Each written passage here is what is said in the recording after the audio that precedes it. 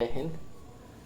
आज हम जो है सो भारतीय भूगोल पार्ट 1 जो है ये टॉपर्स नोट का आप लोग का बुक है। इसी के माध्यम से इसमें हम बताने का प्रयास कर रहे हैं। जो भी हमारा बीपीएससी दरोगा ये सब का जो भी है, बीपीएससी अभी टीचर का ट्रेफॉर भी होने वाला है, उसका फॉर्म आएगा। तो इसके लिए आपको बहुत ही फ़ायदेमंद होगा। तो भारत के भूगोल का जो पार्ट 1 है, इसमें देखिए, इसमें भारत की स्थिति, पहला जो चैप्टर है हमारा है ये भारत की स्थिति। जो भी होगा इसमें हम देखते हैं, इसमें बेसिक से आप लोग पढ़ते चलेंगे। जैसे हमारा भारत में अभी 28 राज्य है और 8 जो है केंद्र शासित प्रदेश है ना।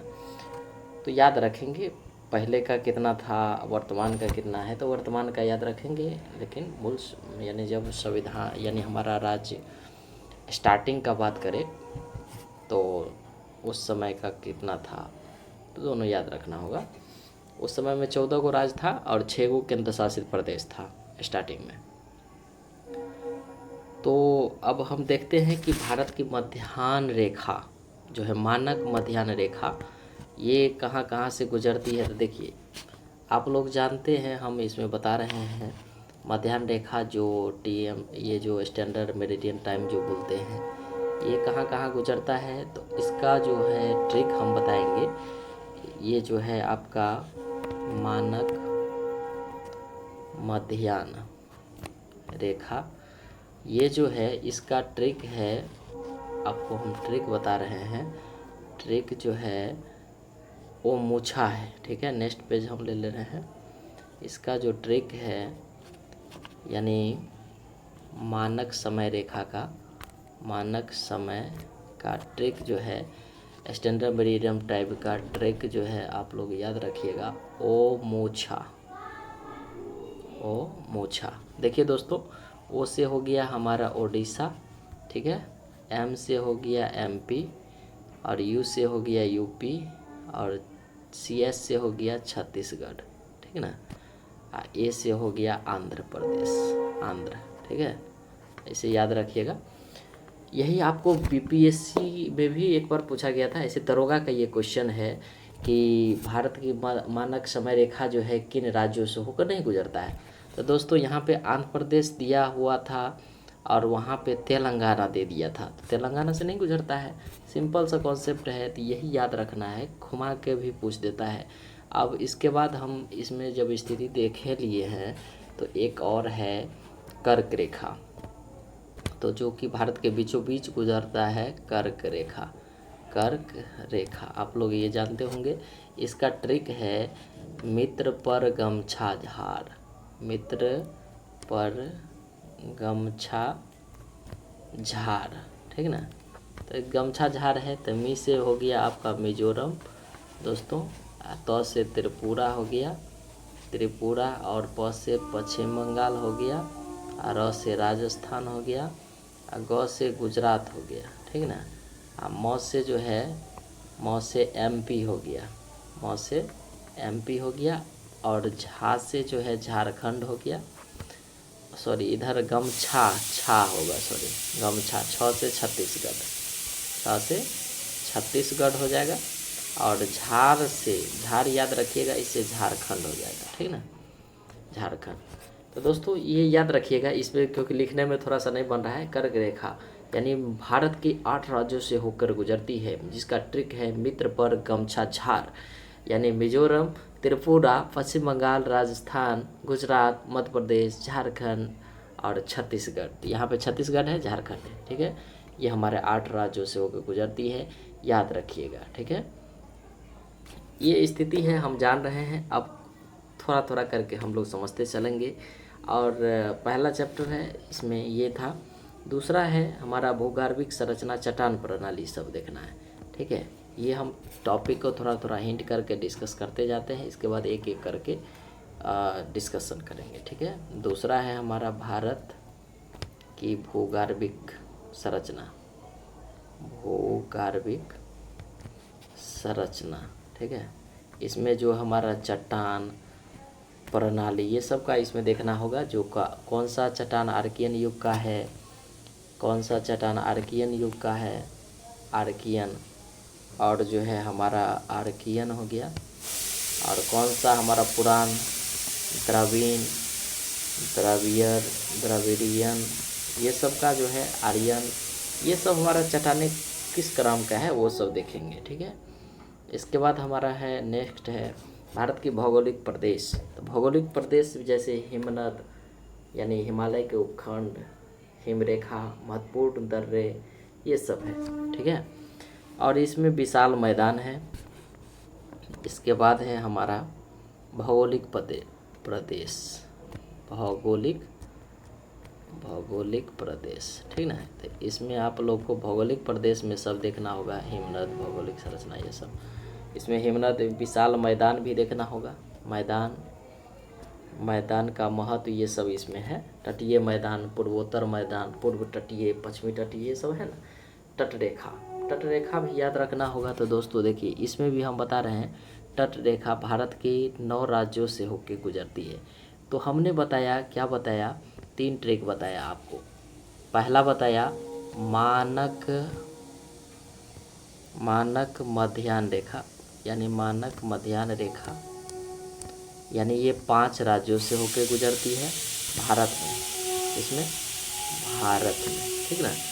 दूसरा बताया आपको कर्क रेखा, जो कि भारत के 8 राज्यों से होकर गुजरती है।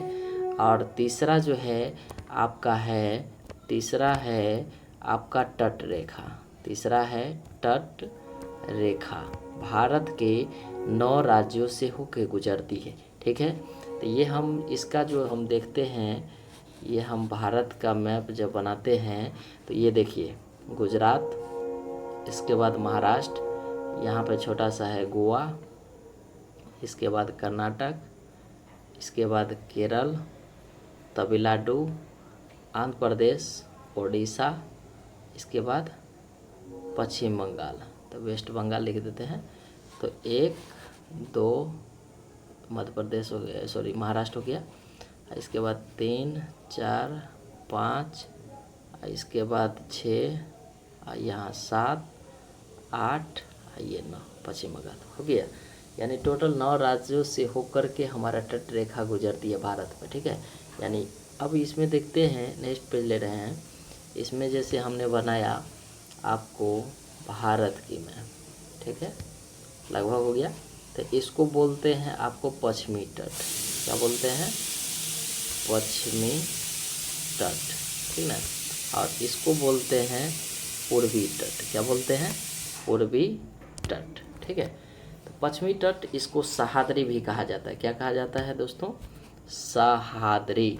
सह्याद्री याद रखिएगा। ठीक ना। सह्याद्री भी कहा जाता है पश्चिमी तट को। ये गुजरात से लेकर के इधर जो है आपका तमिलनाडु तक फैला हुआ है। ठीक है। इसके बाद हम इधर चलते हैं। ये हो गया, यही सब देखना है। प्रायद्वीपीय पठार ये सब दिया हुआ है। इस पर पश्चिमी घाट, पूर्वी घाट, पश्चिम की ओर है तो पश्चिमी घाट, और सह्याद्री भी कहा जाता है। पूर्वी घाट है, कहाँ से कहाँ तक है ये सब देखना होगा। दक्कन का पठार कहाँ है आपको महाराष्ट्र में मिलेगा। इसके बाद द्वीप भी देखना होगा। ठीक है। जैसे हमने देखा इधर आपका जो द्वीप है ये सब भी देखना होगा। जैसे इधर यहाँ पे अंडमान निकोबार है। ठीक है। अंडमान निकोबार, यहाँ पे हमारा लक्षद्वीप दिखाई देगा। इसके बाद मुंबई के पास ही है। भारत के और भी द्वीप हैं, लक्षद्वीप है। इसमें टोटल जो है हमारा 36 द्वीप है। ठीक है। कितने द्वीप हैं? 36 द्वीप हैं, ये याद रखिएगा। ठीक है। इस तरह से देखते हैं तो हमारा भारत का और भी द्वीप है। इसके बाद हम चलते हैं, आपको भारत ज्वालामुखी है। इसके बाद हमारा चौथा चैप्टर का नाम है आपका ज्वालामुखी। ठीक है। ज्वालामुखी। ठीक है। ज्वालामुखी और भूकंप। इसमें देखेंगे सब सिस्मोग्राफी क्या होता है, जो है सो एपिसेंटर क्या होता है, तो वो सब देखेंगे। सिस्मोलॉजी क्या होता है, रिएक्टर पैमाने पर नापा जाता है या क्या किया जाता है, और एक मार्कली स्केल में एक रिएक्टर स्केल है, तो ये सब हम देखेंगे। तो इससे पहले जो है ज्वालामुखी हो गया, भारत का भूकंप क्षेत्र कितने जोन में बांटा गया है वो सब देखेंगे। ठीक है। ये चैप्टर हो गया। इसके बाद है हमारा 5वां चैप्टर है आपका नाम है भारत की अफवाह तंत्र। क्या है? भारत की अफवाह तंत्र। अफवाह तंत्र। इसमें हम देखेंगे भारत का जो अफवाह तंत्र है, ये समांतर अफवाह तंत्र, जालीदार क्या होता है ये सब देखेंगे। आयतकार होता है, कोणीय प्रतिरूप, कांटेदार प्रतिरूप, कुंडलाकार, वलयाकार, पर्वत विक्षिप्त, ये सब देखेंगे। हिमालय अफवाह प्रणाली क्या होता है दोस्तों। प्रायद्वीपीय अफवाह तंत्र देखेंगे। नदी बहाव ये सब है इसमें। नदी जोड़ो योजना, इसके लिए क्या क्या है। झील का वर्गीकरण, भारत में जल संसाधन, ये सब देखेंगे। और इसी में हम जब पढ़ते हैं अंतर्राज्यीय, यही सब रहता है इसमें। अंतर्राज्यीय जल विवाद, अंतर्राज्यीय जल विवाद इसका कैसे सुलझाएगा। जैसे तमिलनाडु और कर्नाटक के बीच में चलता है ना, तमिलनाडु और कर्नाटक, इसके बीच में जो है अंतर्राज्यीय जल विवाद चलता है। ठीक है, तो इसको भी देखेंगे। इसके बाद चलेंगे जलप्रपात। ठीक है, जैसे भारत की कौन सा है जलप्रपात देखेंगे। जोगिया अगर सप्पा पढ़ते होंगे, कुचिकल जलप्रपात, तो ये जलप्रपात सब देखेंगे किसको कहते हैं। भारत का सबसे ऊंचा जलप्रपात जैसे है ना कुंचिकल जलप्रपात है। इसके बाद जो है सो जोगिया गोरसप्पा, इसी को गोरसप्पा। महात्मा गांधी जलप्रपात बोलते हैं, महात्मा गांधी जलप्रपात। ठीक ना, ये सब इसमें देखेंगे। छठा है हमारा भारत की जलवायु। ठीक है, भारत की जलवायु। तो क्लाइमेट ऑफ इंडिया का क्लाइमेट जो देखते हैं, जलवायु है इसमें हम देखते हैं मौसम, भारत की मौसम, जलवायु कैसे प्रभावित करता है वो देखेंगे। इसके बाद भारतीय मानसून कब आता है, जैसे मानसून कब आता है, जून के महीने में आता होगा ना दोस्तों। वर्षा का वितरण, ये सब देखेंगे भारत की। अब इसमें नापा जाता है आपका जो है, कहाँ गया पेन, चलिए इसमें देखिए। अब इसमें जैसे कोपेन का भारतीय जलवायु का वर्गीकरण, भारतीय जलवायु का वर्गीकरण, ये सब इसमें देखेंगे। ठीक है, तो ये सब पढ़ना है हमको। आरएल सूखा क्या होता है, बाढ़, ये सब जो आता है तो इसकी भी स्थिति आपको देखना होगा। जब हम तैयारी करते हैं बीपीएससी का, बिहार दरोगा का, तो देखिए बिहार दरोगा बीपीएससी अब बिहार दरोगा, इसमें जब भी देखते हैं या टीचर का भी देखते हैं, तो इसमें भी आपको बिहार से भी रिलेटेड पूछेगा। तो बिहार में आप लोग दोस्तों जानते होंगे बाढ़ का समस्या आती है, बाढ़ की समस्या है बहुत ज़्यादा। ठीक है, बाढ़ की समस्या भी है। इसके बाद जो है बिहार में और भी समस्या है बेरोज़गार, क्योंकि यहाँ पे उद्योग धंधा कम है, इसका इंडस्ट्री का क्षेत्र नहीं है। जैसे बेगूसराय